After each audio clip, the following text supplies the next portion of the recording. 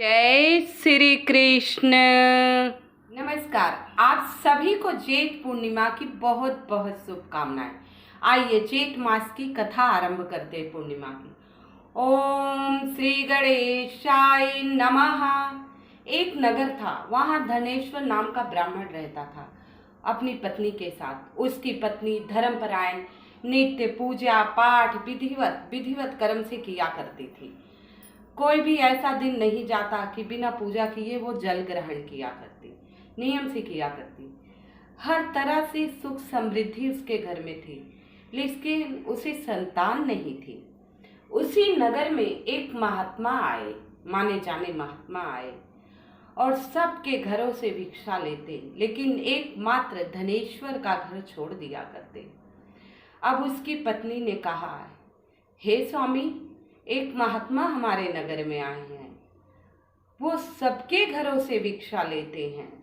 तो ब्राह्मण ने ब्राह्मणी की बात काटते हुए कहा, तो सबके घरों से भिक्षा लेते हैं प्रिय, तो भिक्षा लेते हैं तो आप भी भिक्षा दीजिए, सामर्थ्य अनुसार धन, उन्हें भोजन पर बुलाइए।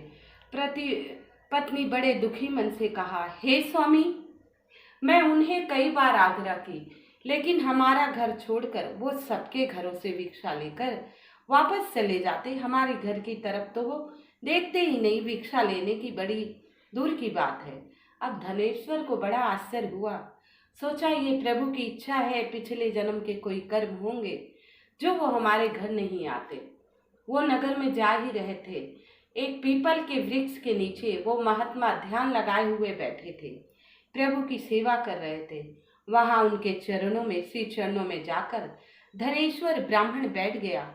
बोला, हे महात्मा, मैं आपके श्री चरणों में सत सत प्रणाम करता हूँ। तो महात्मा ने कहा, आयुष्मान भव। बोले, हे प्रभु, आपसे निवेदन है, एक प्रार्थना है, आपको बुरा लगेगा तो मुझे क्षमा करिएगा। बोले, कहो क्या कहना चाहते।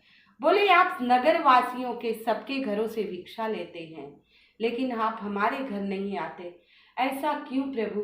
हमसे क्या अपराध हो गया है? हम तो किसी का बुरा भी नहीं चाहते। सामर्थ्य अनुसार पूजा पाठ धर्म कर्म हम पति पत्नी मिलकर करते हैं और जितना हो सकता है उतना दान भी करते हैं। बोले, हे धनेश्वर, सब तरह से तू संपन्न है, लेकिन तू निसंतान है। तेरे घर में संतान नहीं। तेरे घर का अगर मैंने वन्य अन्न खाया तो मैं भी पाप का भागीदार होऊंगा। अब धनेश्वर इतनी ही बातें सुनते फूट फूट कर उनके श्री चरणों में रोने लगा। हे प्रभु, आप ही बताइए मैं क्या करूं। बोले, तू माता चंडी की तपस्या कर और वो प्रसन्न होंगी, उनकी आराधना कर, वही तुझे संतान स्वरूप प्राप्त देंगी। बोले, संतान तुम्हें प्राप्त होगी उन्हीं की कृपा से। धनेश्वर यह सुनकर अपनी पत्नी के पास गया। बोला, आज मैं जा रहा हूँ माता चंडी को प्रसन्न करने, पूजा करने जंगल। बोली, हे प्रिय, हे स्वामी, मैं भी चलूंगी। बोले, नहीं प्रिय, तुम घर रहना। बोले, नहीं, मैं भी चलूंगी। पति पत्नी जंगल में गए, एक वृक्ष के नीचे आसन लगा लिए। कहते हैं, देव वृक्ष के नीचे जाप पूजा पाठ सहस्त्र गुना फल होता है। देव वृक्ष है बेलपत्र, पीपल, आंवला। इन वृक्षों के नीचे अगर आप जाप पूजा पाठ करते हैं तो सहस्त्र गुना फल की प्राप्ति होती बरगद की। तो वो पीपल वृक्ष के नीचे माँ चंडी की आराधना करने लगे। माँ चंडी उनसे प्रसन्न हुई और सपने में कहा, हे ब्राह्मण, जो आपके पास आम का पेड़ है उस पे एक आम गिरा हुआ मिलेगा, उसे अपनी पत्नी को खिला देना, अवश्य ही पुत्र रत्न की प्राप्ति होगी। लेकिन हे धनेश्वर, उस पुत्र की आयु से 12 वर्ष तक ही रहेगी। अब फिर धनेश्वर रोने लगा।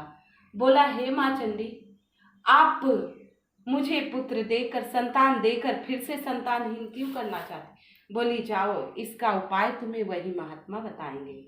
सुबह वो गए, स्नान ध्यान करके उस फल को लिया और पत्नी के आंचल में डाला। बोला, माँ चंडी का आशीर्वाद है, माता का ध्यान करते हुए इसे आप ग्रहण कीजिए। अपनी पत्नी से इतना कहकर उदास मन से उस ब्राह्मण के पास गए, महात्मा के पास गए। बोले, हे महात्मा, आपके कहे अनुसार मैंने माता चंडी की तपस्या की, माँ चंडी प्रसन्न होके मुझे पुत्र रत्न प्राप्ति का आशीर्वाद दिया और फल दिया, लेकिन अल्प आयु का ही आशीर्वाद दिया, ऐसा क्यों? अब मैं क्या करूं? तब महात्मा ने कहा, हे ब्राह्मण, अब तो पत्नी तुम्हारी व्रत नहीं कर सकती गर्भवती की वजह से, लेकिन 32 पूर्णिमा का व्रत करने से उस संतान की लंबी आयु होगी। बोले ठीक है। 9वें महीने पुत्र की किलकारी उनके घर गूंजी, चारों तरफ भंडारे किए, पूजा पाठ किए। अपनी पत्नी से ये बात बताई। पत्नी बोली ठीक है। पूर्णिमा का व्रत शुरुआत कर दिया उन्होंने। अब धीरे धीरे पुत्र बड़ा होने लगा। जैसे ही उसकी 12 वर्ष की आयु होने लगी, अपने साले को बुलाया धनेश्वर ने और कहा, हे साले साहब, इसे काशी ले जाइए पढ़ाने, और जहाँ जहाँ नगर में आप विश्राम करना वहाँ रुक जाइएगा, क्योंकि माता चंडी ने कहा है इसकी आयु सिर्फ 16 साल की है और वहाँ भंडारे कराना, यज्ञ कराना। बोले ठीक है। वो अपने भांजे को लेकर चला और नगर में रुकता हुआ गया भंडारा करते। एक नगर में जा ही रहा था कि वहाँ बारात जा रही थी और जिस लड़के का विवाह होना लगा वो लड़का एक आंख का काना था और सौभाग्यवश या इत्तेफाकवश उस लड़के की शक्ल और इसी धनेश्वर के पुत्र से मिल रही थी। तो वर के पिता ने धनेश्वर के साले से बात की। बोले हे प्रभु, आप अपने भांजे का विवाह कर देते, मेरे पुत्र से उसकी शक्ल मिल रही है, मैं आपको बहुत सारा धन दूंगा। अब धनेश्वर का साला लालच में आ गया। बोला ठीक है, मैं अपने भांजे का विवाह तेरे पुत्र की जगह करने के लिए मैं राजी तो हूँ, लेकिन जितने दहेज धन धान्य आपको मिलेंगे वो सब मैं लूँगा। बोले ठीक है। अब विवाह हुआ। वहाँ रात्रि में जब खाना खाने दूल्हा दुल्हन बैठे तो दूल्हे ने कुछ निकाल कर और अपनी पत्नी के आंचल में बांध दिया। बोला हे, मैं तुम्हारा दूल्हा हूँ और जो तुम्हें कल विदा करा के ले जाएगा वो एक आंख का काना है, वो तुम्हारा दूल्हा नहीं है। पत्नी बोली अब आपके साथ ही मेरा विवाह हुआ है, अब जो भी होगा देखा जाएगा, मैं आपकी ही पत्नी हूँ, आपके साथ रहूंगी। लड़के ने अपनी अंगूठी दी। बोला मैं काशी पढ़ने जा रहा हूँ, मेरी अल्प आयु है, अगर मैं ठीक ठाक वापस आया तो मैं तुम्हें अपने संग ले चलूँगा।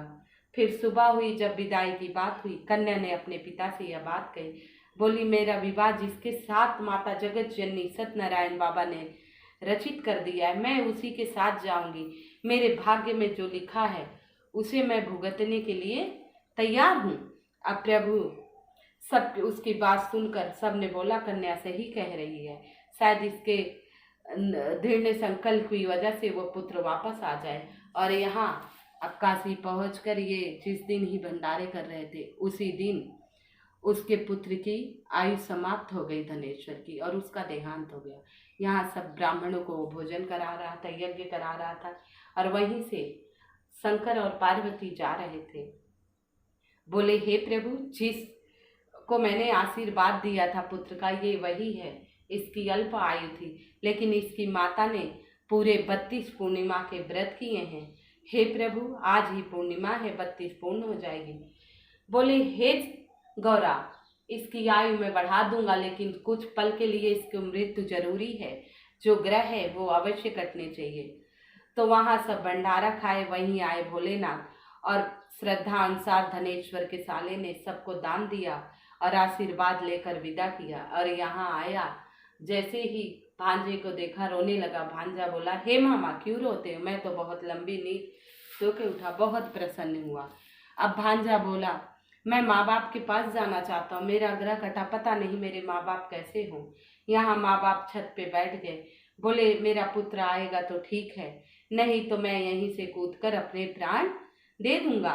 अभी वो पुत्र नगर में आया और लड़की पानी भर रही थी। उस पुत्र ने उसी कन्या से पानी मांगा। कन्या ने पहचान लिया और वर ने वो अंगूठी देख ली, वो भी पहचान ली। कन्या आई, सारी बात बताई। पिता बड़े प्रसन्न हुए, बहुत सारा धन धान्य देकर वर वधू को विदा किया। अब धनेश्वर साला वर वधू को लेकर चलने लगा। नगर के समीप पहुंचा तो बोला पहले अपने जीजा और दीदी से बता दूं कि उनके बेटा बहू आ रहे हैं, स्वागत की तैयारी कर लें। उन्होंने संदेश भिजवा दिया। यहाँ दोनों बड़े प्रसन्न हुए। पूजा पाठ करते हुए माँ चंडी का, सत्यनारायण का, लक्ष्मी नारायण का धन्यवाद करते हुए ढोल मजीरा लेकर पहुँच गए वर वधू की स्वागत में और बहुत स्वागत किया और घर लेकर आए। उसके बाद वो सारे पूर्णिमा का व्रत करने लगे और सत्यनारायण व्रत कथा सुनने लगे। हे चंडी माता, हे सत्यनारायण प्रभु, जैसे उसके पुत्र की रक्षा की ऐसे सभी के पति पुत्रों की रक्षा करना, लंबी आयु हो, जो कथा कहे जो कथा सुने हुंकारा भरे उसकी मनोकामना पूर्ण करना, उसकी झोली खुशियों से भर देना, हर विघ्न बाधा संकट दूर करना। हे प्रभु, सदा झोली खुशियों से भरी हुई रहे। आप सभी से निवेदन है, कृपया मेरी वीडियो को लाइक एवं सब्सक्राइब अवश्य कर दीजिएगा। आप सभी को जेठ मास की पूर्णिमा की बहुत बहुत शुभकामनाएं। जय श्री कृष्ण, जय लक्ष्मी नारायण, जय हो प्रभु की, जय श्री कृष्ण।